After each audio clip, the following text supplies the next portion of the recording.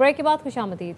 खबर देंगे आपको गवादर से मकरान कोस्टल हाईवे पर कार और गैस बाउजर में टक्कर 6 अफराद जाँ बहक हो गए हैं।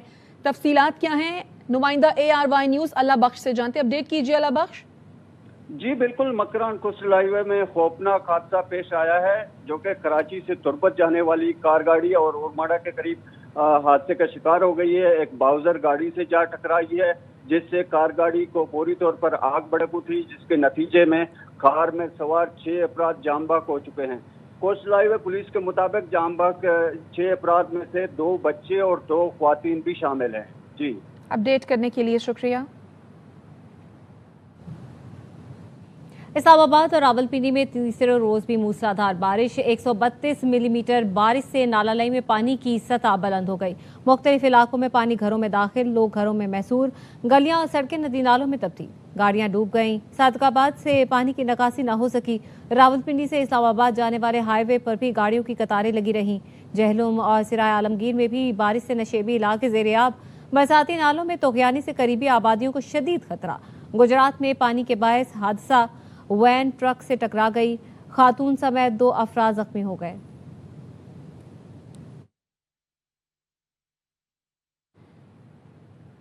रावलपिंडी में बारिश से तबाही हुकूमत की कारकर्दगी पर सवालिया निशान है। पीपल्स पार्टी के रहनुमा नदीम अफजल चंद ने पंजाब हुकूमत की नाअहली का पोल खोल दिया।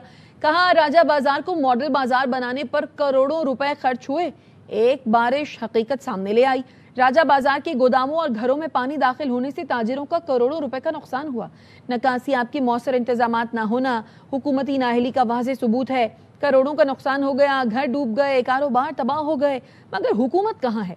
हुकूमत ऐलानात और तशहीर के बजाय अमली इक़दामात करे, मुतासरीन को फौरी रिलीफ दिया जाए।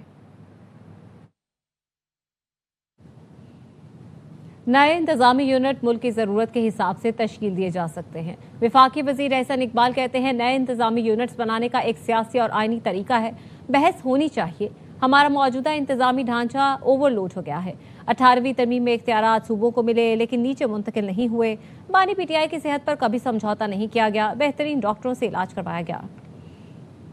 कोई ऐसी चीज़ नहीं है कि जिसके ऊपर बातचीत नहीं हो सकती। अलबत्ता इनको तश्कील देने का एक सियासी और आइनी तरीका है, इस पर एक बहस होनी चाहिए, क्योंकि इसमें कोई दो राय नहीं है कि जो मौजूदा हमारा इंतजामी ढांचा है वो ओवरलोड हो चुका है। 2010 में 18वीं तरमीम हुई थी, उसमें वफाक से इख्तियारात सूबों की तरफ गए, लेकिन सूबों से नीचे की सतह पर नहीं गए। वफाक से जो वसाइल हैं वो नेशनल फाइनेंस कमीशन के जरिए दिए जाते हैं, लेकिन अमलन किसी भी सूबे में प्रोविंशियल फाइनेंस कमीशन नहीं है कि जो उस सूबे के अंदर वसाइल की मुसावियाना तकसीम को यकीनी बनाए। खान साहब की भी सेहत पर हुकूमत ने कभी कोई कॉम्प्रोमाइज नहीं किया। जब भी उनको किसी किस्म की तिब्बी शिकायत हुई तो जो पाकिस्तान के बेहतरीन डॉक्टर्स थे उन्हें फराहम किया गया।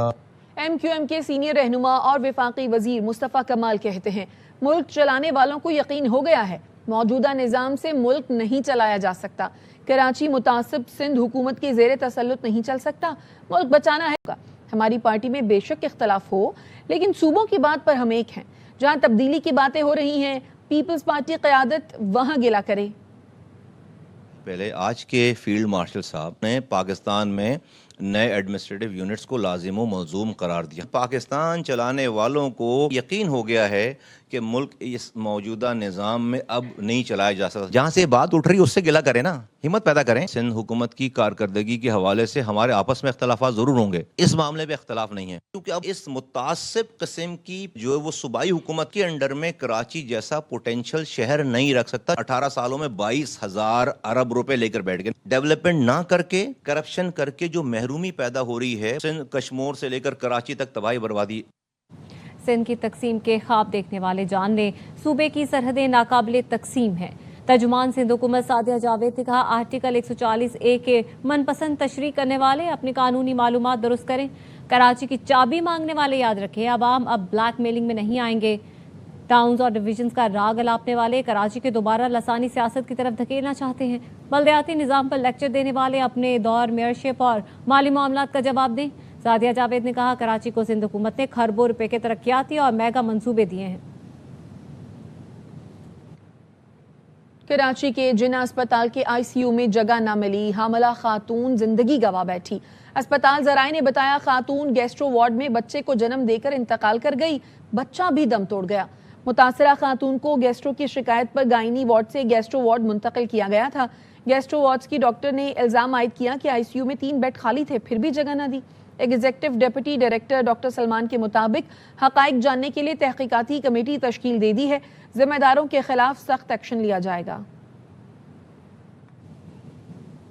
وزیراعظم شہباز شریف کی وزیر پیٹرولیم کو فوری طور پر کراچی پہنچنے اور عوام کو ریلیف دینے کے لیے فوری اقدامات کی ہدایت۔ وزیراعظم نے علی پرویز ملک کو آئل ریفائنریوں سے مذاکرات کرنے کی ہدایت کی۔ وزیراعظم شہباز شریف نے کہا ڈیزل کا زیادہ تر حصہ مقامی ریفائنریوں میں تیار ہوتا ہے، کراچی جا کر مقامی طور پر تیار ڈیزل کی قیمتوں میں کمی کے لیے اقدامات یقینی بنائیں، جس قدر ممکن ہو عوام تک فوری ریلیف پہنچایا جائے۔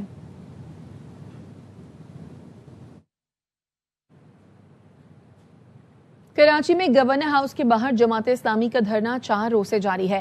دھرنے میں خواتین کی بڑی تعداد شریک ہیں، مزید بتائیں گے فیض اللہ۔ جماعت اسلامی کا پیٹرولیم مصنوعات کی قیمتوں میں اس خلاف دھرنا آج 4تھے روز میں داخل ہو چکا ہے اور گورنر ہاؤس کے باہر جماعت اسلامی کے کارکن دھرنا دیے بیٹھے ہیں۔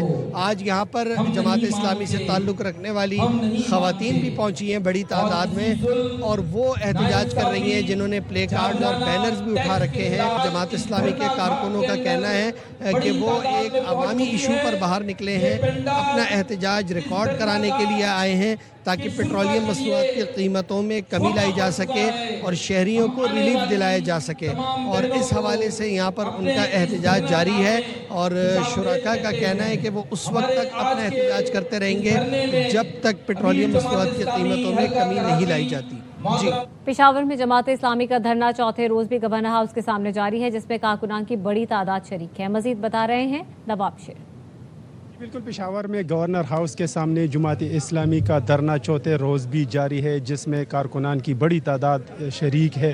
ہمارے ساتھ اس وقت جماعت اسلامی کے رہنما بھی موجود ہیں، ان سے بھی بات کرتے ہیں۔ آج ہمارے مرکزی امیر آ رہے ہیں، ملاکنڈ ڈویژن کے لوگ آ رہے ہیں۔ آج تاریخی دھرنا ہوگا، آج ریکارڈ حاضری ہوگی اور حافظ نعیم صاحب آج رات لائے دیں گے۔ جماعت اسلامی والی پیچھے ہٹنے والے نہیں ہیں۔ حافظ نعیم الرحمان صاحب نے کہا ہے کہ پیٹرولیم قیمت جو ہے وہ 225 روپے پہ لائیں گے اور پیٹرولیم لیوی کو ختم کرا کے انشاءاللہ تعالی دم لیں گے۔ جیسا کہ آپ لوگ دیکھ رہے ہیں کہ جماعت اسلامی کا دھرنا جو ہے وہ جاری ہے، اور آج اس دھرنے سے جو ہے وہ جماعت اسلامی کے مرکزی امیر حافظ نعیم الرحمان صاحب بھی خطاب کریں گے، اور آئندہ کے لائحہ عمل کا اعلان بھی وہ آج پشاور سے ہی کریں گے۔ جی، پیٹرولیم مصنوعات پر عائد لیوی ٹیکس کے خلاف جماعت اسلامی کے کارکنوں کا لاہور میں دھرنا جاری ہے۔ اس بارے میں مزید بتائیں گے خواجہ نصیر۔ جماعت اسلامی کی جانب سے پیٹرولیم مصنوعات کی قیمتوں پہ عائد لیوی ٹیکس کی فوری طور پر خاتمے کے لیے جو دھرنا ہے اس کو 4تھا روز شروع ہو چکا ہوا ہے، اور آج اس دھرنے میں خواتین جو ہیں وہ دوسرے روز مسلسل شامل ہو رہی ہیں۔ آج کے دھرنے میں جو بڑی بات ہے وہ یہ ہے کہ شمالی پنجاب، جن میں گجرات، گجرانوالہ، چکوال، راولپنڈی، یہاں سے لوگ بھی یہ آج کے دھرنے میں شریک ہیں، اور آج کے دھرنے میں رات 9 بجے حافظ نعیم الرحمان جو ہے وہ پشاور سے مرکزی خطاب کریں گے اور اپنے خطاب میں آئندہ کا لائحہ عمل دیں گے۔ لیکن ابھی تک جماعت اسلامی کی قیادت اور اس کے کارکنان پرعزم ہے کہ جب تک پیٹرولیم مصنوعات کی قیمت 225 روپے فی لیٹر پہ نہیں آتی، یہاں پہ دھرنا جو ہے ہر صورت جاری رہے گا۔ جی، وزیر داخلہ محسن نقوی کا لاہور میں پاسپورٹ آفس گارڈن ٹاؤن کا دورہ، شہریوں نے شکایات کے انبار لگا دیے۔ محسن نقوی کا عملے پر شدید برہمی کا اظہار، in charge passport office Shahzad Aslam کو عہدے سے ہٹانے کی ہدایت کر دی۔ ایجنٹ مافیا کی موجودگی پر deputy director anti corruption FIA Lahore کو بھی ہٹانے کا حکم دیا۔ وفاقی وزیر داخلہ نے شہریوں سے معذرت کی، کہا صورتحال انتہائی افسوسناک ہے، اس طرح کا سلوک کسی صورت برداشت نہیں، کوتاہی یا غفلت پر بلا تفریق کارروائی کی جائے گی۔